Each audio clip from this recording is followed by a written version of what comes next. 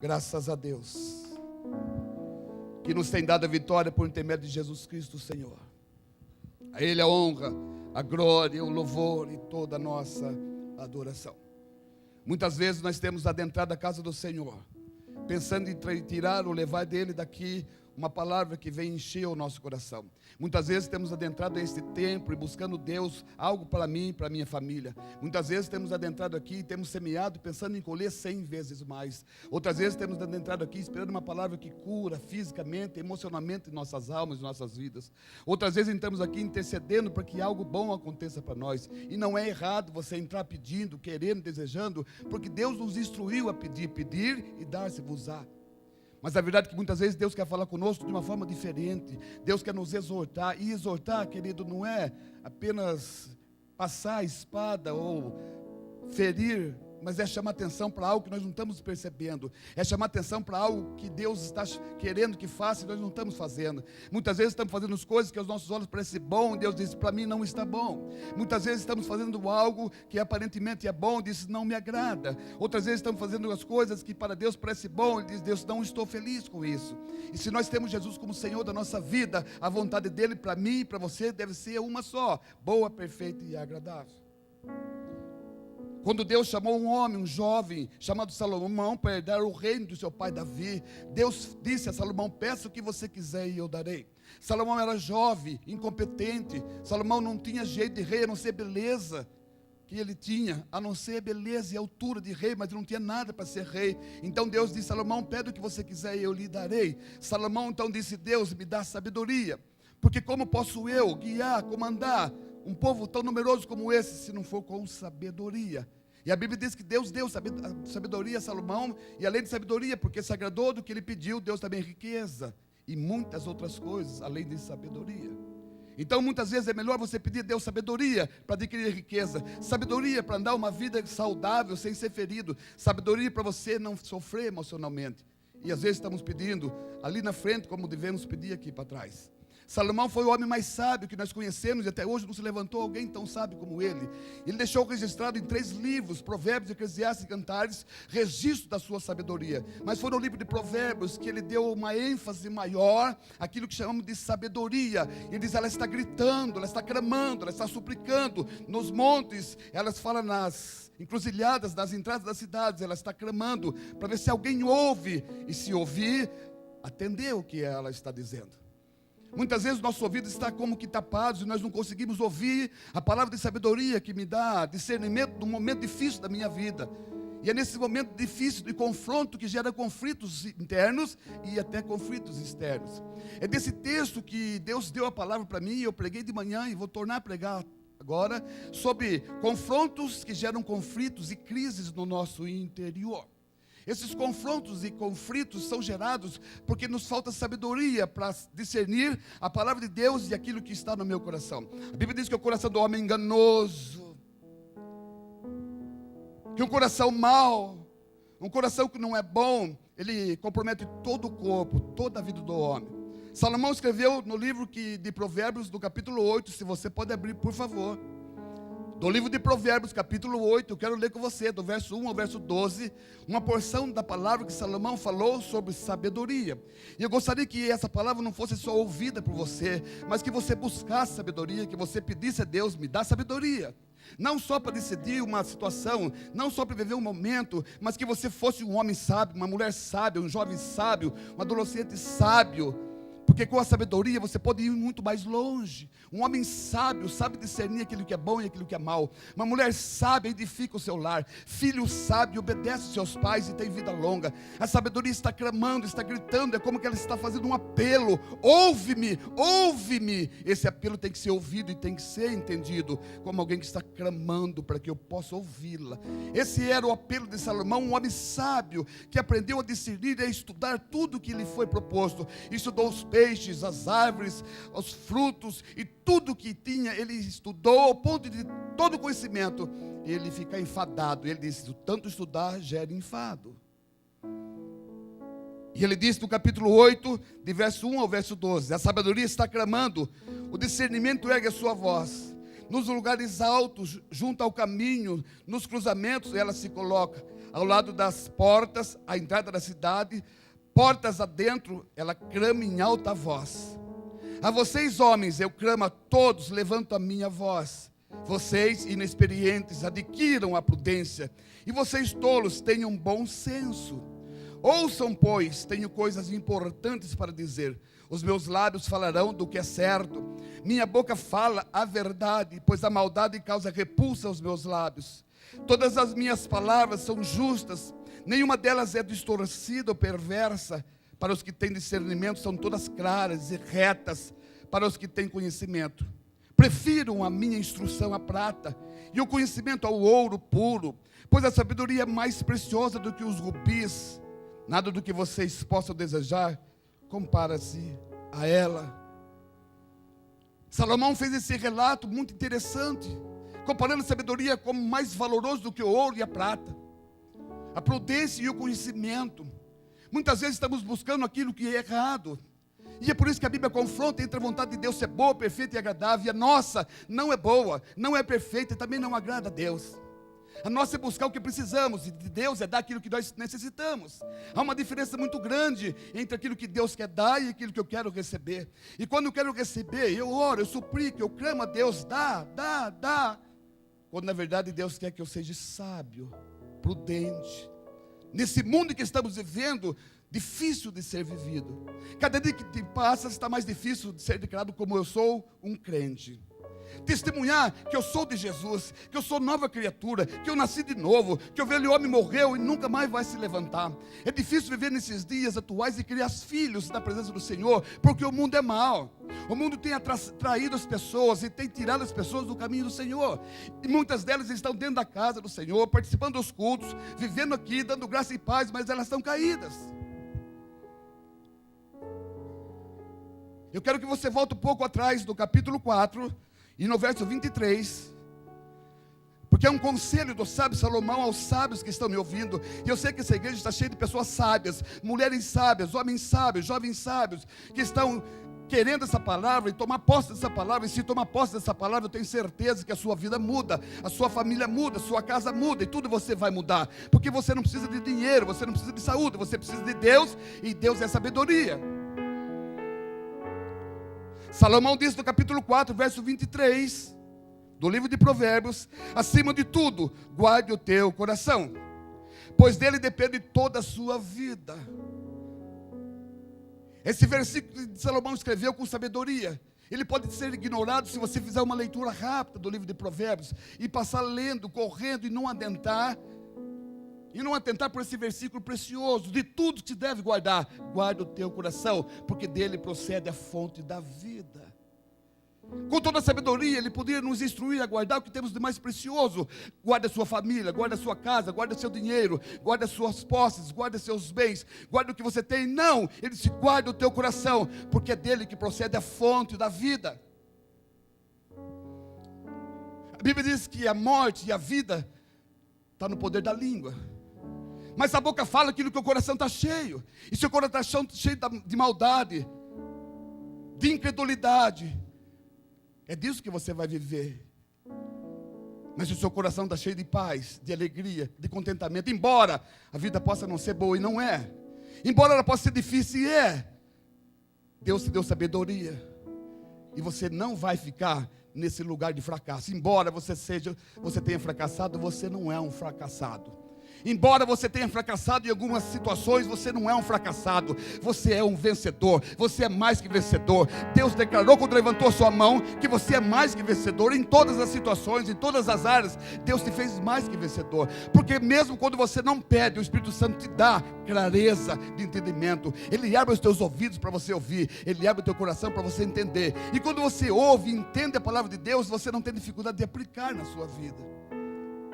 É muito bom nós entramos na casa de Deus e recebemos uma palavra de cura, de prosperidade, até uma profecia que Deus entrega. Deus está aqui, está tocando, está curando, está restaurando, isso Ele faz mesmo.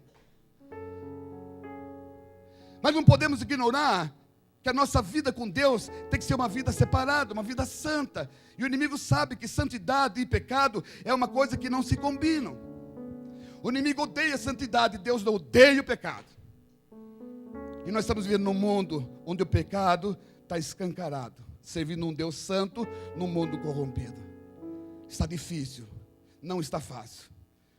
Como pastor eu falo, e não é em defesa dos crentes, porque eu também sou ovelha como você. Não está fácil ser crente, ser separado, ser santo no mundo corrompido. No mundo onde a vitrine do pecado está tão exposto, que tem cobiçado e seduzido o meu e o teu coração. Eu fiz uma comparação que ainda ontem à noite eu fui no shopping em Limeira. E quando eu entrei lá, passeando pelo shopping, há muito tempo eu não vou no shopping, e eu vi vitrines, e elas estavam lindas, todas bem elas arrumadas, as peças lindas, sapatarias, lojas de roupa, o que tem de mais bonito, está tudo estampado, porque a vitrine é aquilo que chama a atenção das pessoas. E quando você passa e olha para a vitrine, aquilo chama a sua atenção. E mesmo que você não precise, às vezes você para para olhar e pensa, bem, até que eu poderia comprar, mas eu não posso, eu não devo. E você vai embora. E passa mais uma semana, você visita de novo o shopping. Você passa naquela loja e vê a mesma mercadoria lá. E você diz, puxa vida, passei semana passada, está aqui, está ali de novo. E você sabe que é bonita e o preço também está bom. Mas eu não posso comprar. E você resiste uma e duas vezes. Mas na terceira vez você passa ali, olha de novo, vê o preço e diz, mas que mal tem em experimentar? Então você entra, experimenta. E se você experimentar, você compra. Assim é o pecado. Ele é uma vitrine. E nós estamos namorando com ele. E quando você namora o pecado, você cai em pecado. Quando você olha uma vez, olha duas vezes, a terceira vez você experimenta. Se você experimentar, você pega. Eu costumo dizer que Eva não deu uma mordida no fruto e deu para Adão. Eva deve ter comido um fruto e comeu outro e gostou. Chamou Adão e eles comeram mais. E quer mais, levaram mais para casa também, porque o fruto era bom. E a impressão que dá que quando que ela deu uma mordida e diz, pequei, Adão, agora peca você. E ele pecou. Não, eles comeram e comeram muito fruto. E assim tem sido a vida do crente, que não vigia. E não tem um de nós que estamos livres da tentação. Joyce Meyer, que tem o seu nome escrito nessa Bíblia, ela diz que mais de 1000 vezes no dia ela sofre tentações do inimigo contra a carne. É um confronto espiritual com uma vida natural. É um confronto que gera conflitos, que geram crises internas e externas. Mais de 1000 vezes por dia, ele me tenta tirar do caminho do Senhor, mostrando a vitrine do pecado. Está evidente que o pecado não é feio. Assim como você vê hoje uma serpente e faz uma conexão entre a serpente que rasteja e aquela que estava na árvore lá no jardim do Éden, mas não era daquela forma. A Bíblia diz que era um animal lindo, devia ser o mais lindo do Éden. Ele não se apresentou como uma serpente que rastejava, mas com um animal lindo, talvez até voasse, porque depois de amaldiçoado que foi rastejar. Eva caiu porque ficou seduzida pelo aquilo que o olho viu e o coração inflamou de desejo. Daqui a pouco eu vou ler sobre o mesmo Salomão, que fala de sabedoria, que ela está gritando, está clamando, fala no alto da cidade, fala nas entradas, fala na saída, e ele mesmo depois, com tanta sabedoria, vem a cair. A Bíblia diz que quem está em pé, cuide para que não caia. E muitas vezes eu faço uma reflexão em mim e digo, será que eu estou em pé? Será que eu ainda me permaneço em pé? Mas você é um pastor igual a você, que tem desejos, que tem sentimentos, e se o meu olho olhar, e se o meu coração ficar inflamado, é possível que eu caia também. Importante, querido, saber se você cai, arrependa-se, levanta. Porque quantas vezes você cair, quantas vezes Deus vai levantar você. Você não pode ficar prostrado, porque você, ainda que fracassa, você não é um fracassado. Diga isso ao seu irmão, ainda que você fracasse, você não é um fracassado. Aleluia! Eu estou falando de confrontos que geram conflitos internos, que geram conflitos externos, que me separa, que me afasta da presença do Rei dos Reis. Salomão diz, de tudo que se deve guardar, guarda o teu coração, é dele que procede a vida. Nós estamos, infelizmente, perdendo para o mundo. E quando Deus libera uma palavra dessa, não é só para você, Filadélfia de Jaguariúna. Deus tem liberado essa palavra para aqueles que confessaram o seu nome como Senhor e Salvador. Vigia, guarda o que tem. Ele sabe que a nossa natureza é fraca, é carnal. Estamos inclinados a este mundo porque somos da terra. emocionalmente falando, fisicamente falando. Embora fomos recriados, feitos nova criatura espiritualmente, temos uma ligação com a terra e gostamos do que é terreno, gostamos de ficar na terra. E quando fala da morte, Deus me livre de morrer, eu quero viver. Você não quer ir para o céu porque gosta da terra, mas você não é da terra, você é cidadão do céu.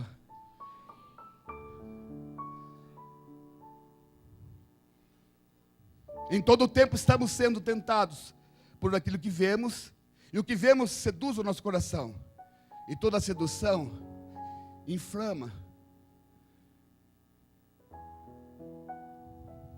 O apóstolo Paulo vivia esse tipo de confronto interno e externo. Muitas vezes ele escreveu no livro de Coríntios, de Romanos, as cartas que ele escrevia, ele falava de conflitos e confrontos que ele vivia. Mas houve um momento que ele fez uma queixa dele mesmo. Ele disse: maldito homem que sou, porque quando quero fazer o bem eu não faço, e quando eu quero fazer o que é bom eu não faço. Se faço o que não devo e não faço o que devo, já não sou eu, é o pecado que habita em mim. Maldito homem que sou, quem me livrará desse mal?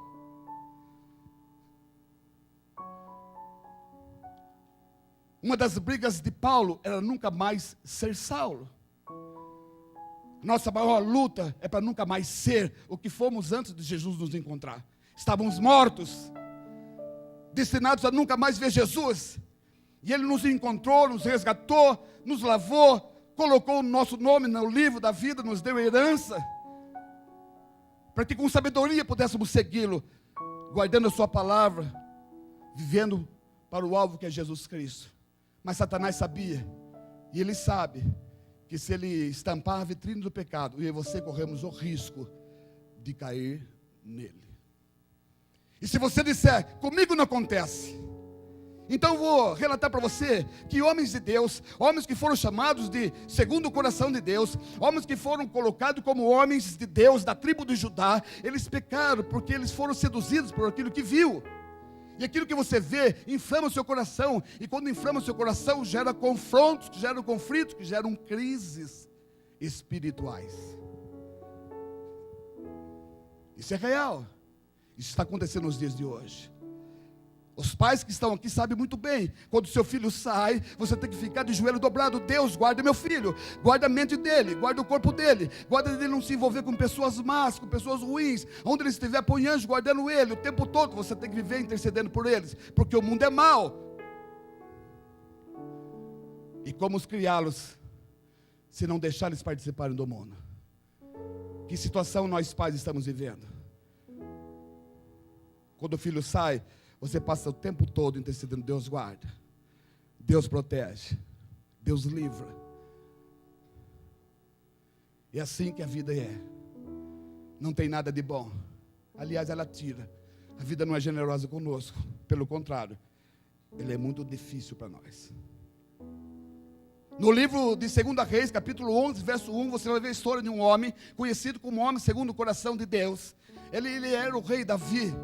Um homem que tinha 3 unções, um homem que era rei de todas as províncias, rei de Jerusalém, rei de Judá, um homem que conhecia muito bem Deus e tinha intimidade com Deus, um homem que buscava Deus e Deus se agradava dele porque ele era um homem inteligente, usava sabedoria.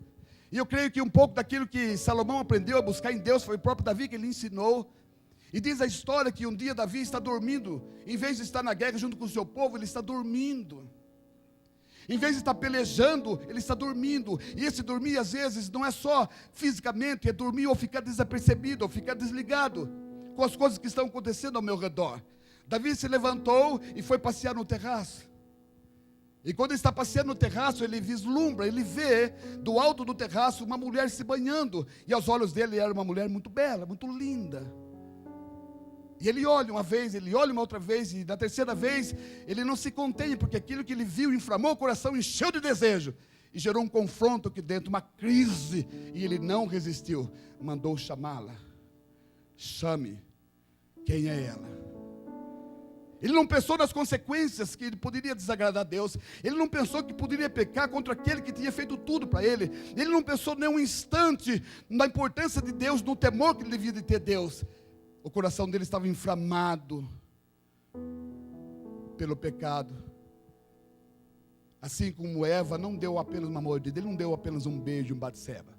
Ele se deitou com ela, gerou um filho com ela. Pior, mandou matar o marido dela. 2 pecados numa só situação. Um homem que é segundo o coração de Deus, que é a referência. Fala em Salmo, você lembra de Davi. Fala em um homem segundo o coração, você lembra de Davi. Mas lembra que Davi também foi um homem sujeito às mesmas paixões que eu e você. Um homem de Deus, porém, da terra, que tinha um coração que se inflamou por aquilo que viu. Desagradou Deus. As consequências foram terríveis. E eu não quero me parar no contexto do Davi, falar do Davi, e você sabe que se você não se arrepende do seu pecado, se você não pede perdão, se você não é lavado, remido, você também não vai ver a Deus, porque embora você tenha falado, Deus, eu te aceito como Senhor e Salvador da minha vida, isso é a porta, isso é apenas o começo, mas a Bíblia diz que a porta é estreita, mas o caminho é apertado. O caminho que você vive para a vida cristã, ou a carreira que você está correndo, ela é apertada, tem espinho, tem pedras, é estreito, não é fácil você ser crente. Não é fácil manter-se crente. Quando lhe perguntam qual é a sua religião, eu sou evangélico. Mas ser evangélico tem que ser na essência da palavra. Seguir o evangelho como de fato ele é. As igrejas por aí que nós vemos na televisão, elas estão abarrotadas, cheias de gente, mas elas estão sempre em busca de alguma coisa. A propaganda que passa é um monte de cadeira de roda que ficou porque o paralítico saiu andando. É um monte de pessoas que não tinham nada, de repente agora eles têm casa, eles têm prédio, eles têm um monte de coisa. A propaganda é essa, a propaganda não é Jesus me salvou, Jesus me libertou, Jesus me restaurou, sou nova criatura. Ninguém sai falando que Jesus fez isso, mas o que Ele deu. Quando na verdade, o que dignifica, o que honra, o que glorifica o nome de Jesus, é saber que Ele é Senhor e Salvador. Diga, Ele é o meu Senhor, o meu Salvador. Basta, é isso que você precisamos, basta. A Bíblia diz, se você tem o que comer e o que vestir, por isso seja feliz. Somente se você tem o que comer e o que vestir, seja feliz por isso. Mas nós reclamamos porque o carro é velho, porque a comida não é boa, porque a roupa não é nova. Mas é verdade que se você pedir, Deus também dá. Mas peça sabedoria. Porque o mesmo Deus que dá sabedoria para adquirir riqueza, dá para administrar o que você ganhou. E muitas vezes você perde porque lhe falta sabedoria. Eu estou falando do que eu estou vivendo. Eu vivo crises espirituais no mundo natural. Depois do culto da manhã, muitas pessoas me disseram, pastor, o que o senhor falou é verdade. Eu digo, eu não falei nada, a não ser aquilo que ele mandou falar. Eu vivo a mesma situação, os meus olhos estão vendo. E se eu não cuidar para ficar de pé, certamente cairei. Cairei, mas continuarei na presença do Senhor.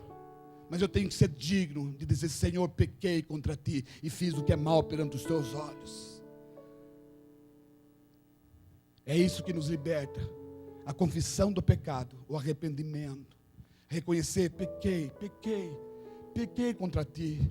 E somente contra ti pequei e fiz o que era mal perante os teus olhos. Lava-me, purifica. E Davi pediu algo mais importante. Não retires de mim o teu espírito, porque sem ele, viver também não seria importante. Coisas espirituais estão sendo trocadas por coisas materiais. Está tudo bem quando está tudo bem. Está tudo bem quando a família está tudo bem. Não, está tudo bem quando Jesus diz está tudo bem, ainda que esteja mal. Está tudo bem quando tudo parece mal. Mas eu tenho Jesus Cristo, eu tenho esperança que o amanhã virá. Digo, o choro dura uma noite toda, mas a alegria vem pelo amanhecer. Aleluia. A nossa maior luta nos dias de hoje é fazer com que o velho homem permaneça morto. Essa deve ser a sua maior luta. Permanecer fiel aos princípios que lhe foram ensinados. Quando nós falamos aqui, meu irmão, participa da escada da fé, faz a escada da fé, faz discipulado, vem no culto de mulheres. Querido, não estamos fazendo isso para que a igreja tenha trabalhos semanais, para que você entenda e compreenda qual é o seu papel, qual é a sua função. Você precisa viver uma vida de liberta. Você precisa se autolibertar. Você precisa não ser só ouvinte, mas praticante da palavra que você ouve.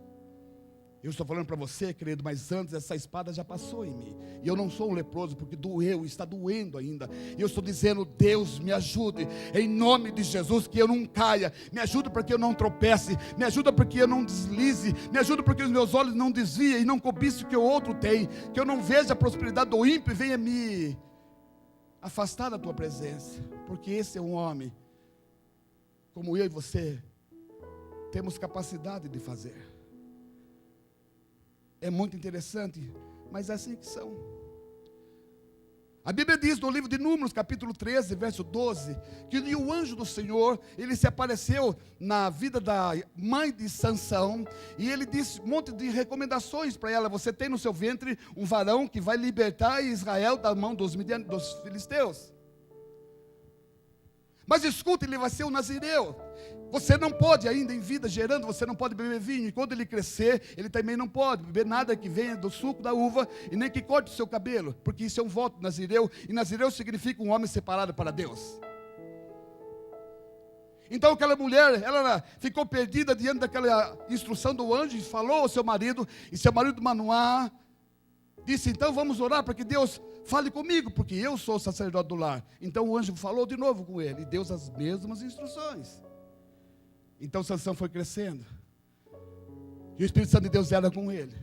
Ele não era fisicamente forte, mas ele era espiritualmente muito forte. Muitas vezes você pode interpretar mal, ser forte. Ser forte é quando você é fraco. Diga para você mesmo, quando eu sou fraco, então é que eu sou forte. Quando acaba a sua força, a sua resistência, quando acaba a sabedoria natural, então Deus te faz forte espiritualmente. Muitas vezes Deus deixa você gastar a sua força para você ficar fraco.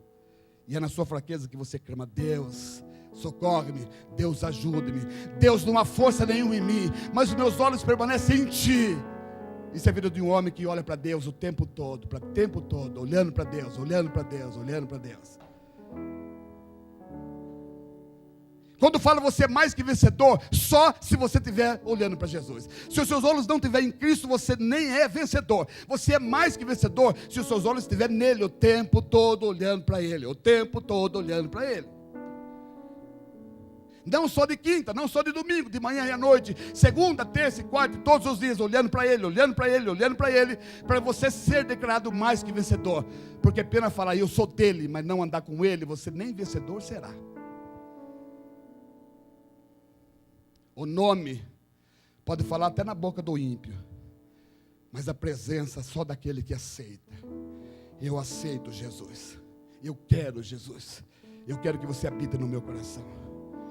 Esse é mais que vencedor, aquele que fala o nome. Esse até o ímpio fala, porque os filhos de Cefas disseram, em nome do Deus que Paulo prega, eu desconjuro Satanás, sai dele. E a Bíblia diz que Satanás pulou naqueles 3 irmãos e bateu neles. Se ele não habita dentro, o nome só não lhe garante nada. Ele tem que ser Senhor. Ele tem que ser Senhor. Pode dizer isso a pessoa que está ao seu lado, ele tem que ser Senhor.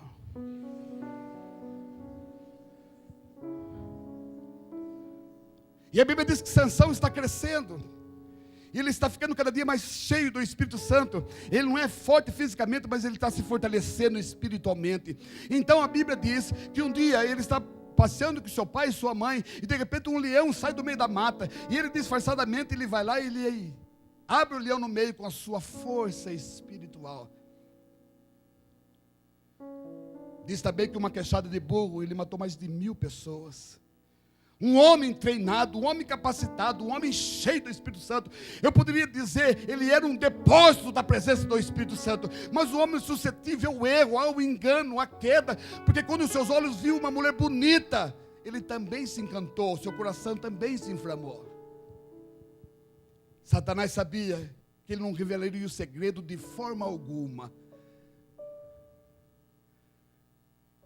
Satanás é persistente. Várias vezes Dalila tentou tirar dele o segredo. Qual é o segredo da tua força? Ele brincava, ele zombou da presença do Espírito Santo. Ele zombou da presença do Espírito Santo na vida dele. Mas Satanás insistiu, persistiu e prevaleceu, até que ele disse: se cortar meu cabelo, a minha força vai. Não estava no cabelo a força, estava na obediência.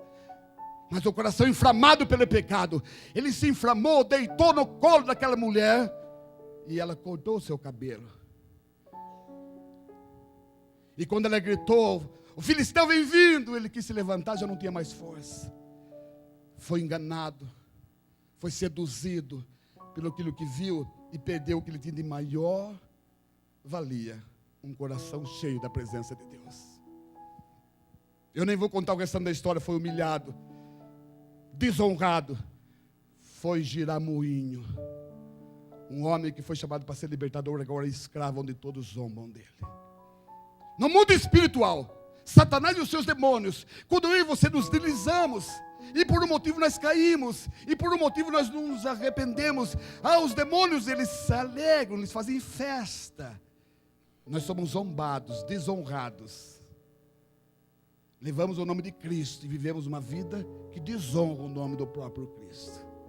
Não dá para dizer sou de Cristo, vivendo uma vida miserável, porque a Bíblia diz: o justo não mendiga pão. Se você tem o que comer, o que vestir, por isso seja feliz. Não dá para admitir crente infeliz, aborrecido, magoado, chateado, rancoroso e cheio de problemas na alma, quando uma coisa só basta: Jesus Cristo. Ele é o centro. E se Ele é o centro, tudo gira em redor dele, não ao seu redor. Ainda que você tenha a presença do Espírito Santo de Deus, o capacitador, você precisa da presença bendita do Senhor Jesus Cristo, aquele que dá a mim e a você a esperança da vida eterna. Sansão foi enganado por aquilo que viu, ficou inflamado porque gostou, e ele caiu. Na galeria dos caídos está aqui Davi, está aqui Sansão. Dois homens importantes. Um juiz, um rei. E eu vou além, para você entender como que Satanás trabalha. Ele é astuto, ele é sorrateiro, ele é enganador. A Bíblia diz, no livro de Gênesis, capítulo 27, versos 38 e 40, que Esaú saiu à caça. Ele é um caçador exímio, ele sabe bem lidar com a caça. Ele saiu nesse dia para caçar e trabalhou o dia todo e não pegou uma caça sequer. Ele vem faminto, não tem caça, não tem comida. Sua família depende daquilo que ele caça.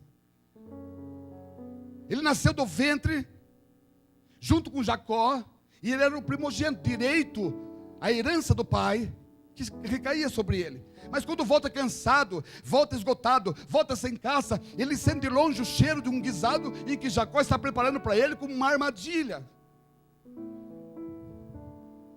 Ele poderia muito bem reservar o direito daquilo que ele tinha e garantir o que era dele, mas ele não suportou o cheiro do prato de lentilha, e ele trocou o que tinha de mais precioso, ou seja, a primogenitura, troco de um prato de lentilha.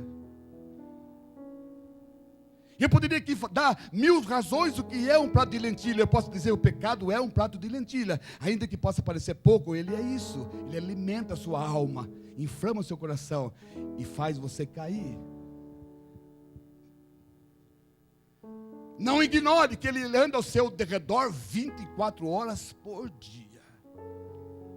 Você dorme, acorda, vive, dorme de novo, e Satanás rodeando você dia e noite. E quando ele encontra brecha, ele seduz você,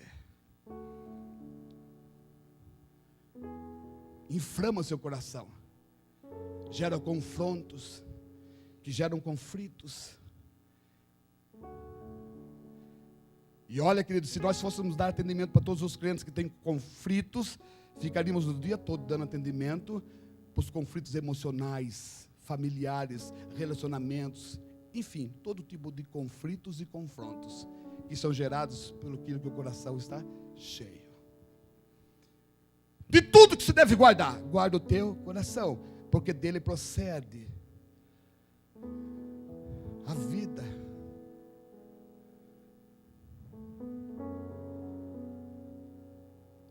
A Bíblia diz que um dia Josué está conduzindo o povo para a terra da promessa. Deus diz: Josué, meu servo Moisés é morto, eu levanto você agora e você vai ser aquele que vai conduzir o povo na terra da promessa. Mas no percurso entre o que Deus falou e a terra da promessa, muitos obstáculos teriam que ser enfrentados, confrontados. E o primeiro era um muro,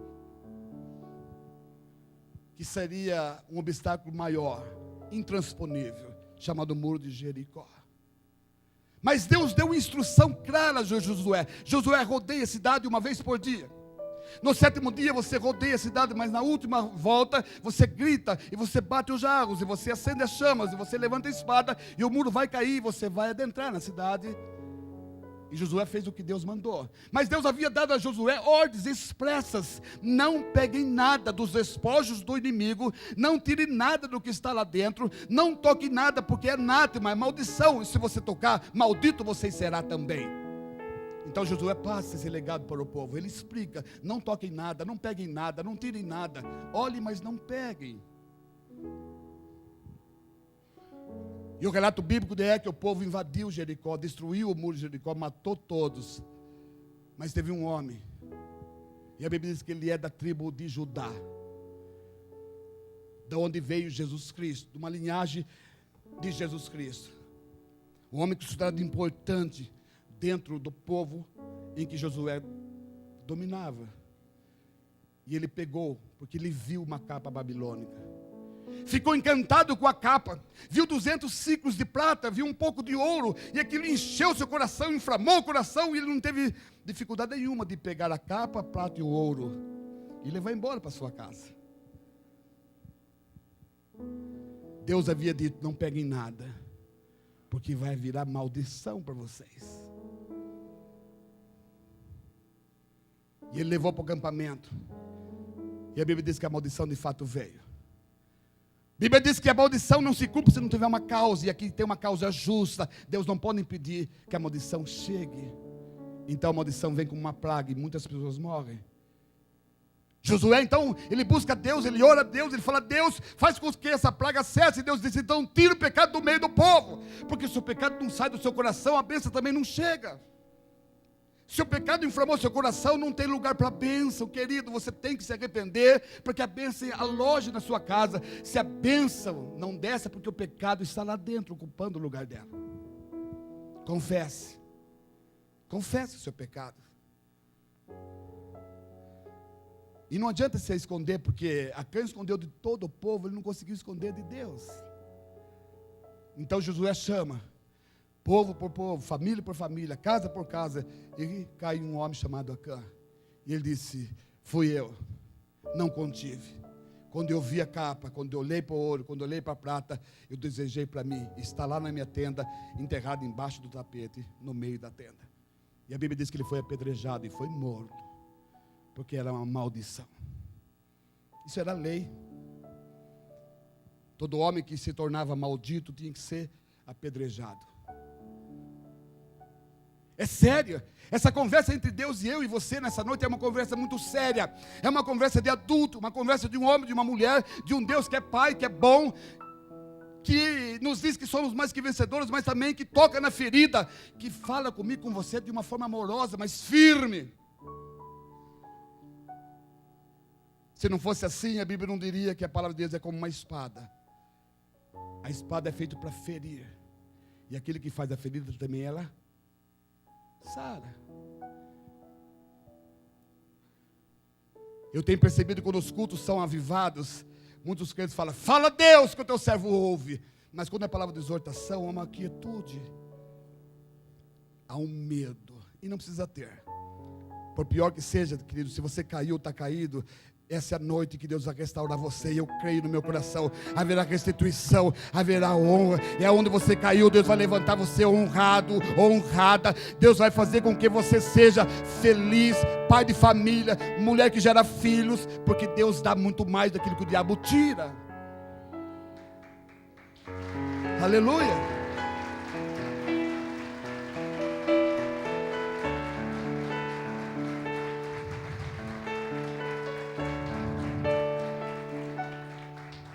Volta um pouquinho sua Bíblia comigo no Salmo de número 73. Salmo de número 73.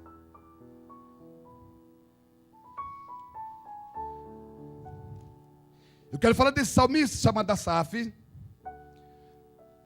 Asaf era um homem conhecido, e diz a palavra de Deus, ou os historiadores da palavra de Deus, que depois de Davi, Asaf foi o homem que escreveu mais salmos. Ele escreveu o Salmo 50, e depois dos 50 ele escreveu o 73 até o 83. São 12 salmos que Asaf escreveu. Ele foi depois de Davi o homem que mais salmos escreveu. Um homem importante, um homem levita, um homem da tribo de Levi, que veio da geração de Judá, um homem da adoração por excelência, um homem que gosta da presença de Deus, gosta de estar com Deus, um homem que fala de Deus o tempo todo, um homem que canta, que adora, que exalta o nome de Jesus o tempo todo. Diz a história que quando a arca de Deus entrou na cidade de Jerusalém, quando Davi vem acompanhando a arca, cada passo que dava, cada 3 passos que dava, eles paravam, sacrificavam animais, e Davi dançava na frente da arca, que representava a presença de Deus. E quando ela entra em Jerusalém, Davi lhe tira as roupas, ele dança escandalosamente. Não há uma coreografia, não há uma forma, não há um ensaio, é uma forma escandalosa de adorar Deus peculiar, particular. É assim que Deus gosta, e por isso nós somos pentecostais, porque nós somos livres, e quem é livre, querido, está livre para gritar, para dançar, para celebrar, para aplaudir, para levantar a mão, para dar glória a Deus, porque nós servimos um Deus que nos alegra o tempo todo, e Ele é digno de ser adorado, exaltado, glorificado aqui na terra e nos céus. Aleluia! Aleluia!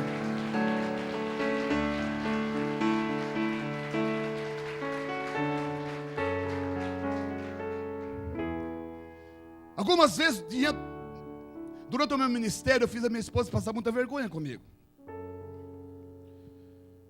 Quando eu estou sentado à frente, Deus, Ele fica falando, e Ele vem dessa forma maravilhosa, Ele contagia, e eu me levanto do meu lugar, e eu danço na igreja, eu pulo na igreja, eu corro na igreja, e ela fica assim, envergonhada, que o meu marido está fazendo. Ele perdeu a estribeira. Ela disse que teve um dia que eu marchava, e minha perna ia assim, e todo mundo olhando para mim, eu digo, e daí? Seu rei está aqui, ele é a pessoa mais importante que eu tenho. Me deixa dançar, me deixa correr, me deixa celebrar. Ele é tudo que eu tenho, Ele é tudo que eu possuo de mais precioso. Diz a história que Davi entrou dançando, e Asaf era um menino, ele era muito pequeno, de estatura, novo também, dentro da esfera da adoração, e ele adentra para aquele cordão de pessoas, ele invade aquilo, e ele começa a dançar juntamente com Davi, extravagantemente. Ele dança, ele celebra, ele quer Deus, ele quer dançar para Deus. Ele poderia ser morto pelo próprio rei, mas ele não fez conta da vida. Se Deus está aqui, eu quero é Deus. Não importa o que vão pensar de mim, eu quero é Deus. E aquele moço vai crescendo, e pasme você, ele foi aluno de Davi, e aprendeu a tocar harpa com o próprio Davi. E ele foi líder do coral dos adoradores na casa do rei. Davi morreu, Asaf já é velho, e naquele tempo passava de geração a geração o legado do adorador, passou para os filhos. Ele então já é um adorador aposentado, já não vai mais no templo, já não tem a glória do templo, já não vê Jesus de perto, de longe. O coração dele é um coração partido, é um coração distante. Ele não tem mais aquela força que tinha, e não tem mais o comando, porque ele foi passado. Então agora ele olha para o guarda-roupa, talvez ele tire aquelas roupas de adorador, e ele tem saudade do tempo que ele adorava a Deus. Ele sente vontade de estar na casa de Deus, mas ele sabe que tem outro no lugar dele. Ele já não pode ser aquele que chama adoração, que dança na frente. Então ele vive de saudades. Mas a Bíblia diz que Salomão, ele ergue o templo, ele constrói o templo, e o templo é maravilhoso, é formoso, e tudo está preparado para o grande dia em que Deus iria visitar, a nuvem da glória iria descer. Então Salomão, ele manda um oficial lá na casa do Asaf, diga ao Asaf que eu quero que ele venha ministrar adoração no templo. Então imagine você, um homem que ama Deus, que deseja Deus, que pensa em Deus o tempo todo, mas está afastado do seu ministério, e de repente um rei manda um oficial chamá-lo. Asaf, o rei, pediu para você ministrar adoração no templo que vai ser inaugurado. Está lindo, está belo, o povo está todo lá preparado. Você é a pessoa que vai ministrar adoração ao Rei. Você é a pessoa que foi atribuída para trazer a glória do céu para a terra. Você é a pessoa que foi designada para adorar a Deus dos céus, porque Ele vem para a terra com a sua glória e manifesta o seu poder. Asaf fica extasiado, sem palavras. Quando ele entra para dentro, as pessoas perguntam: quem é? O que aconteceu? Ele disse algo maravilhoso, inenarrável. Então Asaf se prepara, ele veste de novo aquelas roupas, ele vai para o templo. E é maravilhoso, você conhece a história, que Salomão ora, a nuvem da glória de Deus, o próprio Deus desce daquele lugar, e aquele lugar fica como que ninguém pode ver um ou outro, tamanha a glória que está naquele lugar, tamanha a presença de Deus, elas não reconhecem, porque a nuvem de glória encheu aquele lugar. A adoração é maravilhosa, os cânticos é maravilhoso, a oração de Salomão é maravilhosa, Deus está presente, fazendo coisas maiores, melhores, maravilhosas no meio daquele povo. Asaf está tão maravilhado com tudo que vê. E aí que eu quero ler com você o Salmo 73. Capítulo 1, ele começa dizendo: certamente Deus é bom para Israel, para os puros de coração. No início do Salmo, você vai ver que ele está indignado. Deus é bom para com Israel e para os puros de coração. No verso 2 ele diz: quanto a mim, os meus pés quase tropeçaram, por pouco não escorreguei, pois tive inveja dos arrogantes, quando vi a prosperidade desses ímpios. Um homem que está saindo do templo, eu penso que a sua roupa debaixo do braço, depois de ter adorado Deus, visto a nuvem de glória, visto o próprio Deus, visto o Salomão orar de uma forma maravilhosa, ele está voltando, poderia voltar para casa cheio de resplendor, sendo como que transparecendo, como transpareceu a glória de Moisés, mas ele passa por onde ele vai passando, ele vai olhando, e ele vai vendo que o ímpio prospera. Na casa do ímpio os filhos vivem muitos anos, a saúde e a prosperidade. Ele fica indignado, ele disse: Deus é bom para Israel, Deus é bom para os puros. Quanto a mim, quase escorreguei, porque vi e tive inveja do ímpio.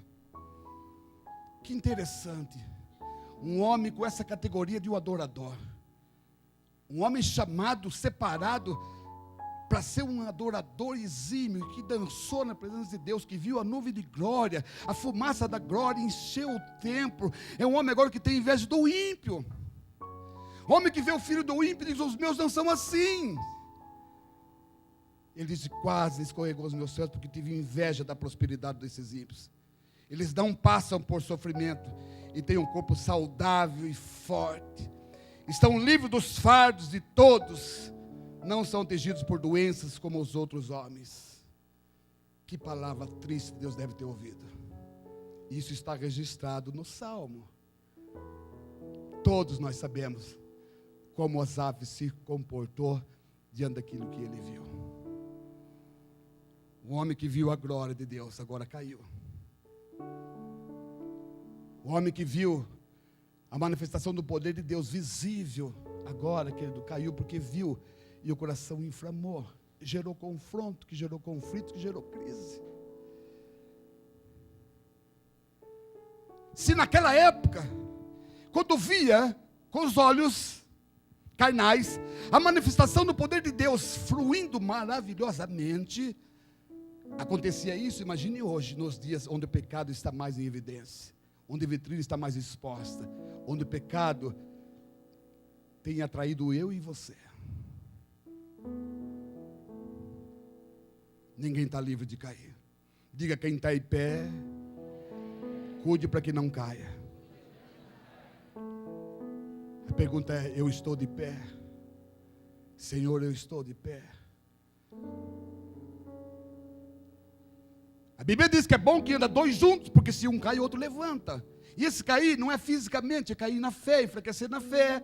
E a Bíblia diz que no final dos tempos, a fé de muitos, o amor de muitos esfriaria. E quando o amor esfria, o pecado aquece, esquenta, inflama. Quando o amor diminui, aumenta a chama do pecado. Aquilo que é pecado já passa a não ser tão pecado assim. Aquilo que é errado passa a não ser tão errado assim. Então você começa a confrontar e o crente começa a justificar. Você tem que ver e você tem que entender. E você tem que saber, querido, eu não tenho que ver e entender nada. E não é para mim que você tem que se justificar. A Bíblia diz que Jesus Cristo, Ele é o intermediador. É só Ele. Nós ouvimos e quando muito podemos interceder por você, e ensinar você, busque sabedoria. Ela está gritando.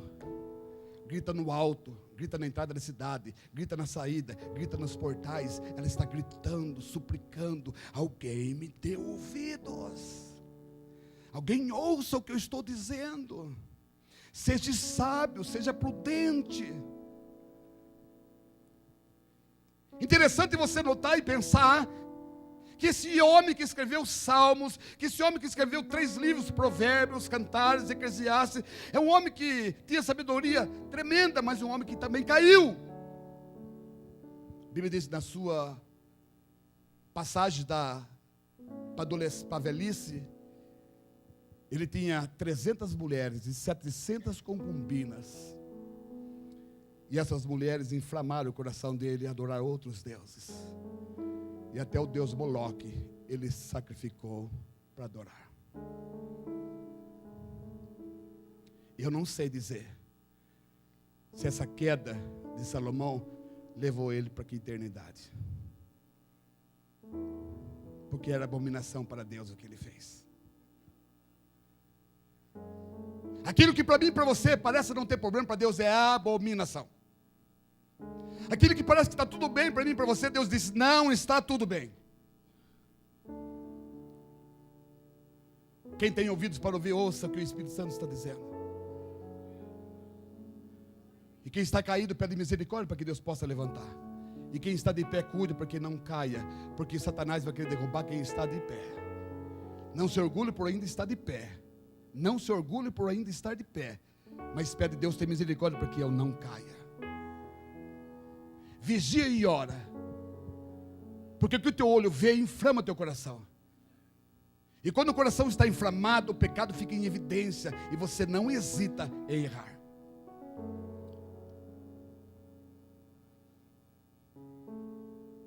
Se Satanás pudesse envergonhar e tem envergonhado a igreja, ele faz um crente cair, mais um crente cair, mais um crente cair e mais um crente cair. A maior luta dos pastores é para manter a igreja unida.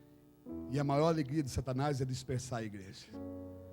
Nós lutamos para unir, Satanás se alegra na destruição. Que dura tarefa, não só para os pastores, para o Espírito Santo de Deus, porque é Ele que comanda. Somos apenas instrumentos. Porque se eu não cuidar e ficar de pé, também irei cair.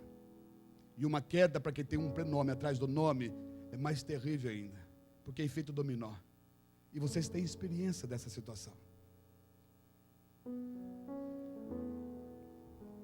De tudo que se deve guardar, guarda o meu coração, porque dele procede a fonte da vida. Queridos, em nome de Jesus, eu poderia aqui citar muitos outros homens de Deus, e eu poderia ficar aqui horas falando para você daquilo que o olho vê, inflama o coração, contamina e peca. Mas eu quero que você pegue essas pessoas que eu citei, e veja que eram homens que Deus escolheu, que Deus separou, chamado Nazireu. E eles caíram porque foram inflamados por aquilo que viram. Virou confronto, que virou crises. Crises que não são sanadas.